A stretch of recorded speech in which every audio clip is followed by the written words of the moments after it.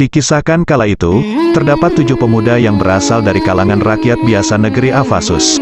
Mereka sangat teguh dalam mempertahankan keimanannya, dari kezaliman seorang raja yang bernama Dikianus atau Decius. Raja Dikianus ini digambarkan sebagai sosok pemimpin yang angkuh, biadab, dan khianat terhadap rakyatnya. Kaisar yang berasal dari bangsa Romawi itu, berkuasa pada periode 249 Masehi 251 Masehi. Sebelum mengetahui tentang keteladanan dari para pemuda Ashabul Kahfi, berikut akan dibahas terlebih dahulu mengenai kisah singkatnya.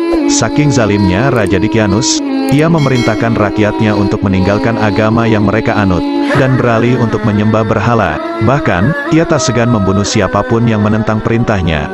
Alhasil, rakyat yang takut mau tak mau menuruti, untuk menganut agama yang diminta oleh Dikianus. Namun, lain halnya dengan kelompok pemuda Ashabul Kahfi ini, mereka berkeyakinan hanya Allah Subhanahu wa Ta'ala yang pantas disembah.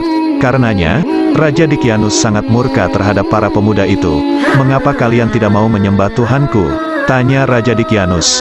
Para pemuda Ashabul Kahfi lantas menjawab dengan tegas, "Hanya Allah Subhanahu wa Ta'ala yang wajib disembah." Ini tercantum dalam surat Al-Kahfi ayat 14 yang berbunyi, artinya, "Dan kami meneguhkan hati mereka di waktu mereka berdiri, lalu mereka pun berkata, Tuhan kami adalah Tuhan seluruh langit dan bumi, kami sekali-kali tidak menyeru Tuhan selain Dia. Sesungguhnya, kami kalau demikian telah mengucapkan perkataan yang amat jauh dari kebenaran."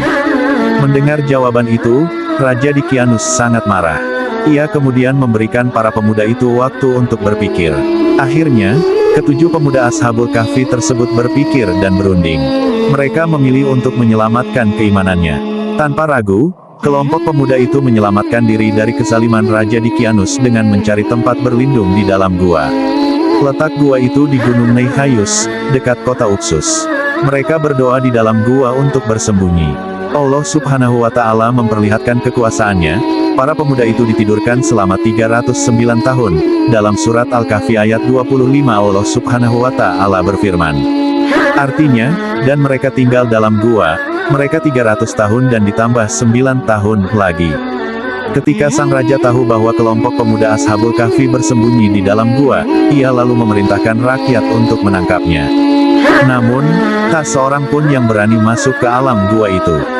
Akhirnya, Raja Dikianus menutup gua tersebut, agar kelompok pemuda tersebut mati kelaparan, dan tidak mampu keluar.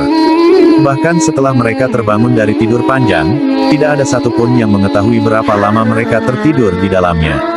Kemudian, salah satu dari mereka pergi ke kota untuk membeli makanan, dengan membawa mata uang yang berlaku pada masa Raja Dikianus.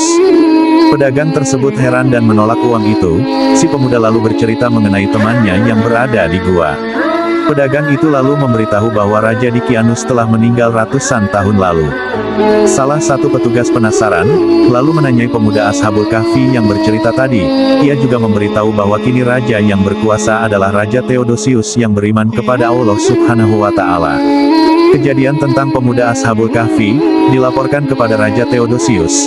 Kemudian beliau mengadakan upacara penyambutan keluarnya 7 pemuda yang berasal dari gua selama 309 tahun.